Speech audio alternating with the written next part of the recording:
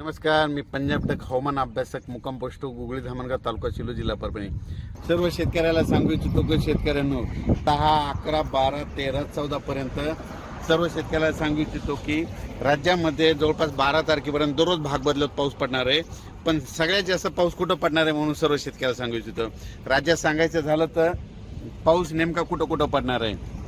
सातारा, सांगली, सोलापूर, कोल्हापूर, पुणे, तसेच नगर जिल्हा, नाशिक जिल्हा, तसेच संभाजीनगर, बीड, जालना, परभणी, लातूर, धाराशिव त्याच्यानंतर तो पाऊस सोलापूर, पंढरपूर या भागामध्ये म्हणजे 12 तारखेपर्यंत चांगला पडणार आहे म्हणून हा अंदाज लक्षात घ्यायचा. उर्वरित राज्यामध्ये सांगायचं झालं तर दररोज भाग बदलत पाऊस पडणार आहे. चांगला असा खूप काय मोठा राहणार नाही. शेतकऱ्याला एक सांगू इच्छितो, जर शेतामध्ये जर एकीत वर असले तर पेरणीचा निर्णय घ्या, नसा पेरणी करू नये म्हणून हे अंदाज लक्षात घ्यायचा.